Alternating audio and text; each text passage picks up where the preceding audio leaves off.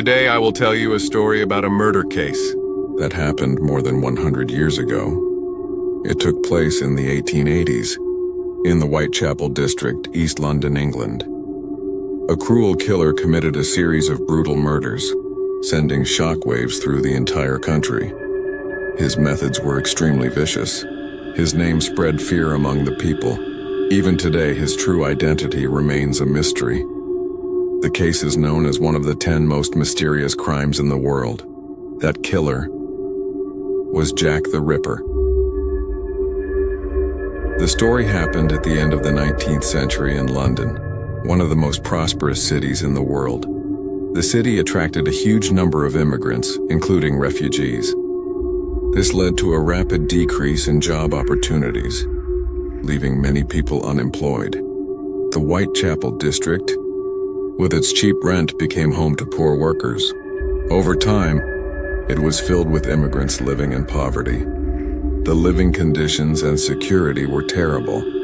To maintain order, the London Metropolitan Police had to increase patrols in the area.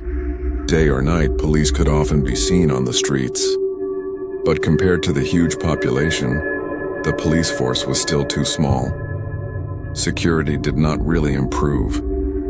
Whitechapel was a chaotic place. Many kinds of people lived there just to survive. Some women had no choice but to become prostitutes, walking the streets every day, trying to earn a little money to stay alive. The first murder, August 6, 1888, Tuesday. That day, the first shocking murder took place. At 4:45 a.m., in an apartment on George Yard Street, a worker was getting ready to go to his job. As he reached the first-floor staircase, he suddenly froze. A woman was lying on her back on the floor. Her lower body was unclothed. Blood was everywhere. The scene was horrifying. The worker ran out into the street in panic.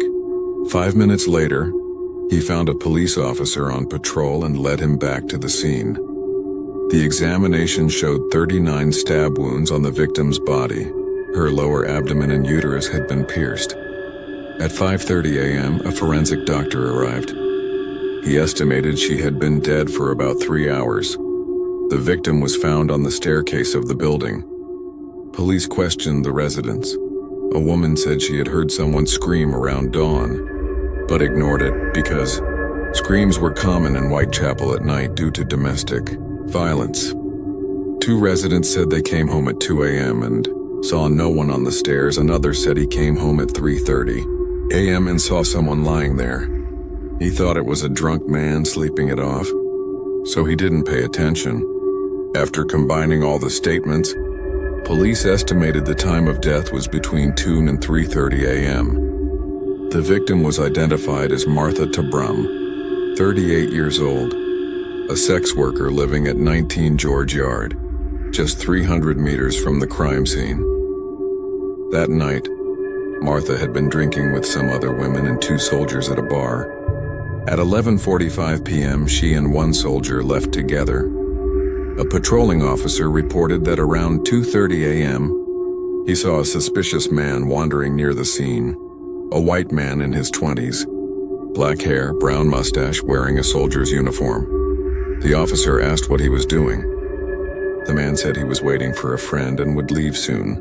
After the murder, this soldier became a prime suspect. 2 days later, all soldiers on leave that night were called for identification. The officer said 2 of them looked very similar to the man he saw, but both had strong alibis. They were ruled out. With no new leads, the case went cold. The second murder, August 31st, 1888, Saturday. Just 25 days later, another murder occurred. At 3:40 a.m., a cart driver was moving along Bucks Row, Whitechapel, when another man named Charles Cross called out to him. Panicked, "There's a woman lying at the stable entrance," he said. "She looks dead." It was still dark and there were no streetlights. The 2 men went closer and saw a woman lying on her back, motionless. Her eyes were open, her skirt pulled up. Her face was warm, but her hands were cold. At 3:45 a.m., a police officer arrived. When he shone his lantern, he saw bruises on her face, broken teeth, and 2 deep cuts on her neck.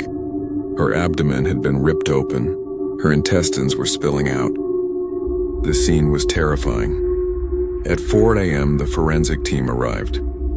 They estimated the victim died around 3:30 a.m. Only minutes before she was found, the murder weapon was likely a knife about 15-20 centimeters long, possibly a pocket knife or surgical knife, the clean cut suggested. The killer had knowledge of anatomy. The victim was Mary Ann Nichols, 43 years old, also a prostitute, living in a lodging house on Thrall Street. According to the investigation, at about 1:20 a.m. that night, Mary returned to her lodging house. The landlord demanded the rent, but Mary had no money to pay, so she left again around 2:30 a.m. At the corner of Whitechapel Road and Osborne Street, not far from her lodging, a friend saw Mary sitting by a wall, looking drunk. The friend offered to walk her home, but Mary refused. She said she was fine, and walked alone toward Bucks Row, the place where her body was later found. A police officer patrolled that area at 3:15 a.m. He noticed nothing unusual. Just 25 minutes later, 2 men discovered Mary's body at the stable gate. There were no witnesses. No one heard a scream or a struggle.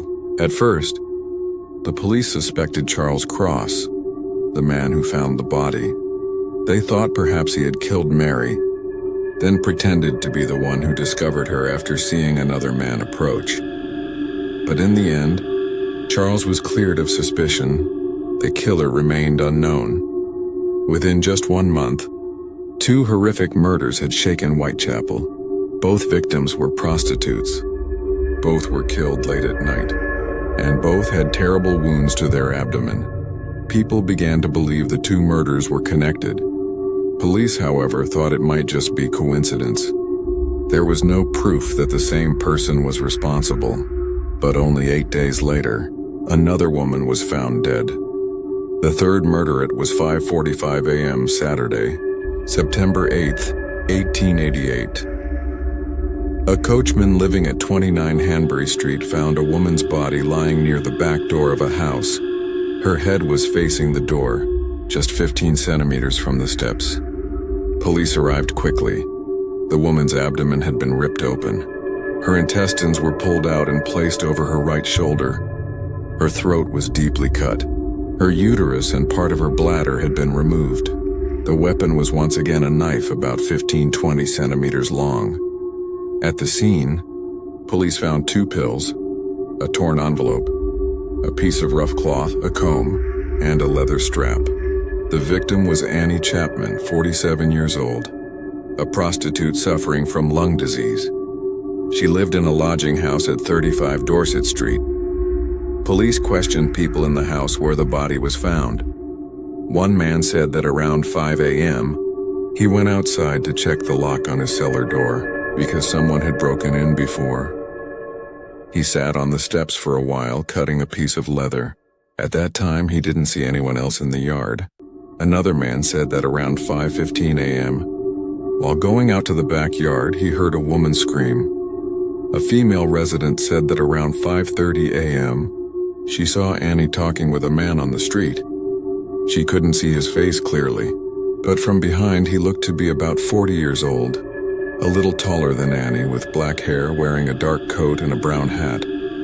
As she walked past, she heard the man ask, "Will you?" And Annie replied softly, "Yes." From the evidence, police believed Annie was killed between 5:30 and 5:45 a.m.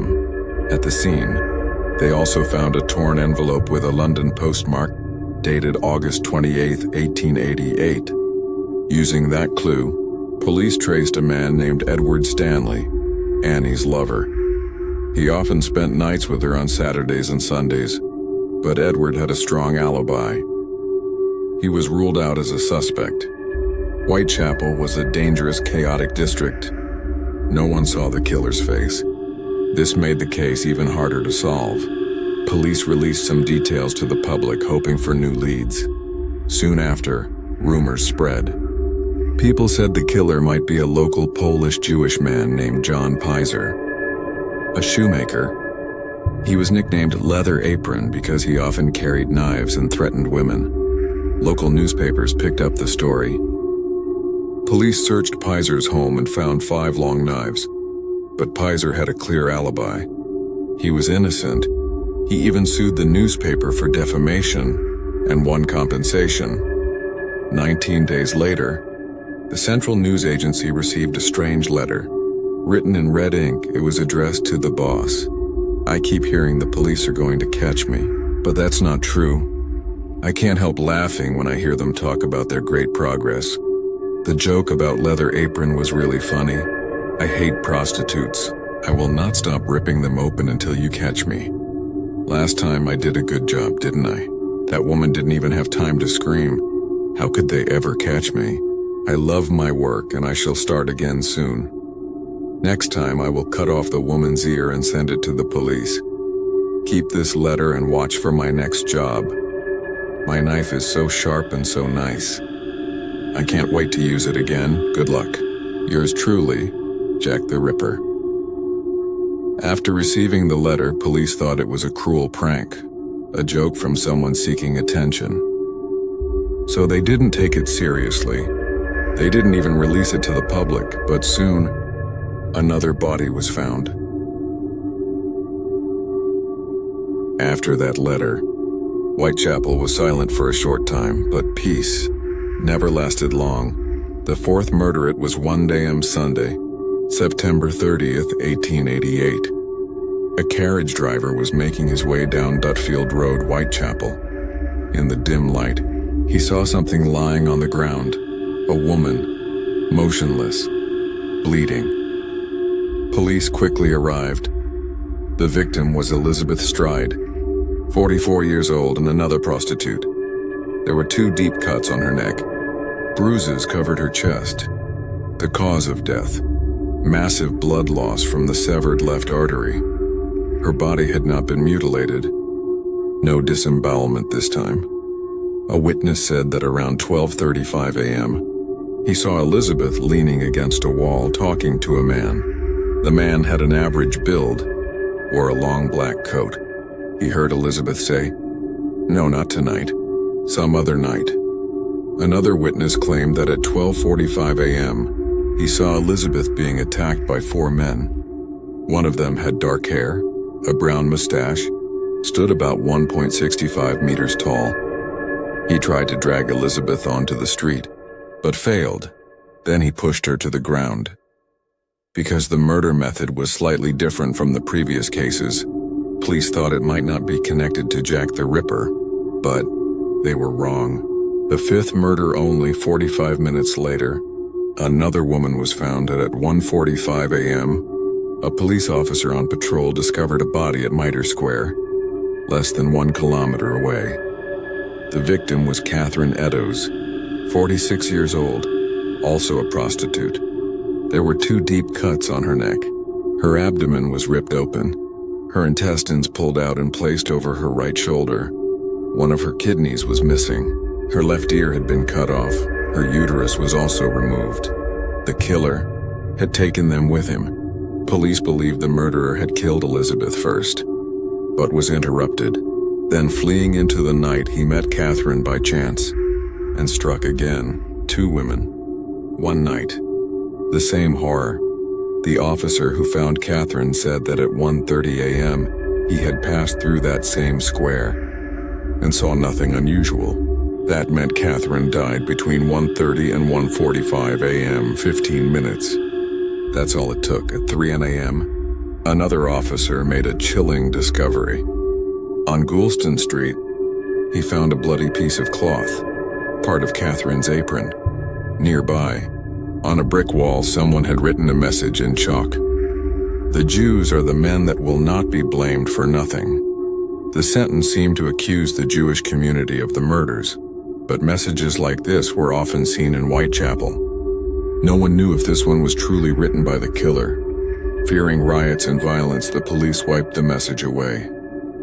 Before anyone could see it, 2 murders, one night. The entire city was in terror. Anger spread through London. People blamed the police for their failure to stop the killings. Local businessmen formed the Whitechapel Vigilance Committee. Its leader was a man named George Lusk. They organized night patrols and offered a reward, £50 for any useful information. 2 days later, another letter arrived. It was written in the same red ink. The handwriting, identical. Didn't I tell you before? This is no joke. Tomorrow you will hear of Jack the Ripper's double event. I'm sorry the first woman screamed, or I would have cut off her ear and sent it to the police. Thanks for keeping my last letter secret. Yours truly, Jack the Ripper. This time, he called himself Jack the Ripper again. The letter matched the timing of the double murder. But police discovered something odd. The letter had been posted 24 hours after the murders took place. That meant the writer had used details already printed in the newspapers, so they believed it was written by a journalist as a cruel joke. However, the police decided to publish both letters. The name Jack the Ripper spread across the world and became legend. 16 days passed. After the double murder, the city had barely begun to breathe again. Then, a new horror arrived. The From Hell letter, October 16, 1888. George Lusk, the chairman of the Whitechapel Vigilance Committee, received a strange package. It was a small wooden box. Inside, a folded letter and something wrapped in paper. The letter read, "From Hell. Mr. Lusk, sir, I send you half the kidney I took from one woman. The other half I fried and ate." It was very nice. "If you wait a bit longer, I will send you the knife I used. Catch me when you can." Signed, From Hell. Unlike the previous letters, this one did not say Jack the Ripper, but inside the box was half of a human kidney, preserved in strong alcohol. This time, the police took it seriously. Experts examined the organ at the Royal London Hospital. They confirmed it was a human kidney, the left kidney, and one of the victims, Catherine Eddowes, had her left kidney removed. The handwriting of this letter was completely different from the others. It was full of spelling mistakes and written like a madman. Some believed this was the real letter from the killer. Others thought it was another cruel prank. Even today, no one knows for sure if that kidney truly belonged to Catherine Eddowes. But one thing was certain: the terror was far from over. The final murder Friday morning. November 9th, 1888. 10:45 a.m. A landlord's assistant arrived at 13 Miller's Court, Whitechapel, to collect rent from Mary Jane Kelly. Mary was 25 years old, a prostitute. She had not paid rent for 6 weeks. The man knocked. No answer. He tried the door, locked. He went to the window. The curtains were drawn. Then he noticed a tear in the window cloth.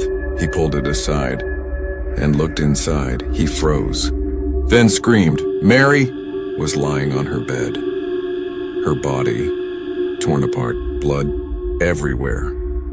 The room was a slaughterhouse. Police arrived quickly. The small room contained only a bed, a table, and a few chairs. On the wall hung a cheap painting of a widow. Mary lay naked on the bed. Her throat was slashed twice. Her abdomen had been opened. Her internal organs were placed around the room. Her breasts were cut off. Her face was unrecognizable. It had been hacked beyond recognition. The forensic doctor concluded Mary was strangled first. Then her throat was cut. Then her body mutilated. The knife used was about 15 centimeters long and 2.5 centimeters wide, the same kind used in all previous murders. A friend of Mary's told police that around 2 a.m. that night, Mary had borrowed 6 pence from her and then walked away. A short while later, the friend saw her talking to a man of Jewish appearance, about 30 years old. They seemed to know each other. When they passed by, the man pulled his cap lower, as if he didn't want his face seen.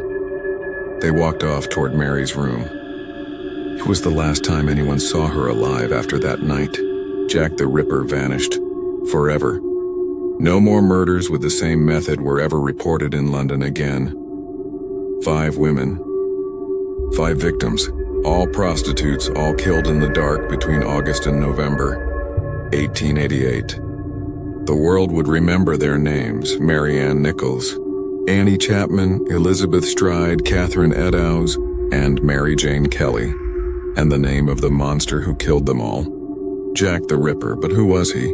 A doctor, a butcher, a sailor, a madman? No one knew. No one ever would. Next part, part 5, final. The suspects, the investigation that followed, and how the mystery of Jack the Ripper remains unsolved after more than a century. After the murder of Mary Jane Kelly, London fell into silence. The killer had disappeared. No more bodies were found. No more letters arrived. Jack the Ripper was gone, like a ghost. But his shadow never left Whitechapel. People whispered his name in fear. Police searched every alley, every pub, every ship that came into port, but they found nothing. The investigation revealed certain patterns. All the victims were prostitutes, all killed late at night. All had their throats cut, from left to right. 4 of them had their abdomens opened, organs removed with surgical precision. The killer knew anatomy. He knew how to cut.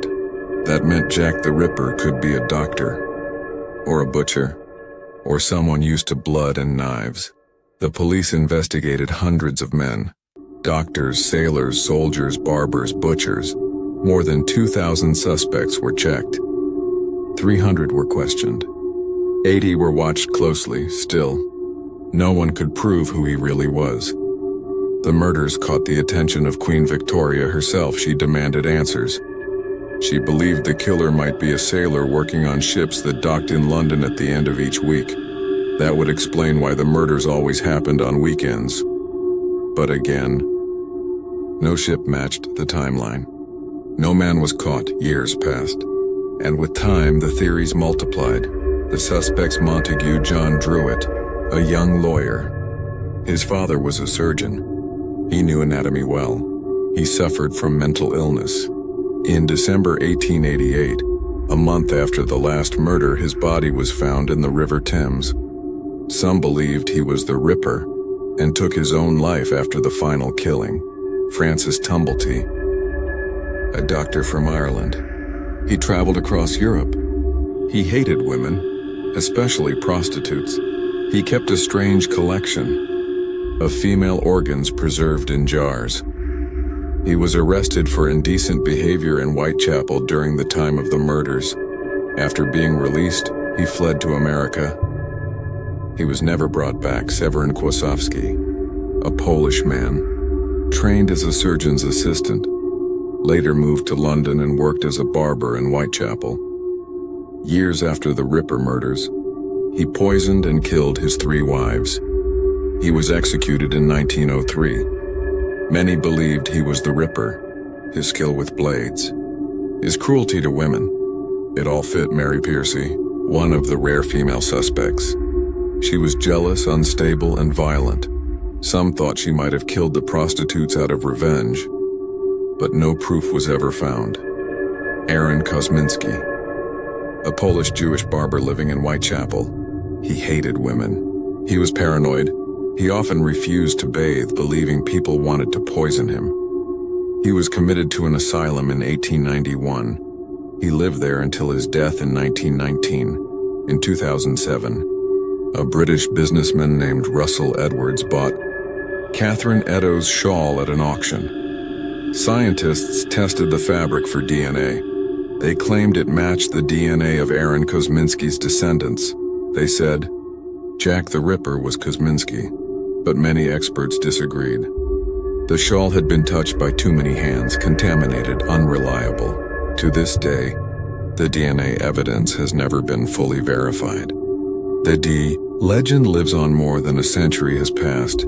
Jack the Ripper has become the most famous serial killer in history. Books, films, theories, all. trying to unmask the face of the man who vanished. Into the London fog, who was he? A mad doctor? A jealous lover? A sailor lost to the sea? Or a ghost that never truly existed? No one knows. And perhaps, no one ever will. Jack the Ripper, a name that still chills the world. A nightmare that time could not erase.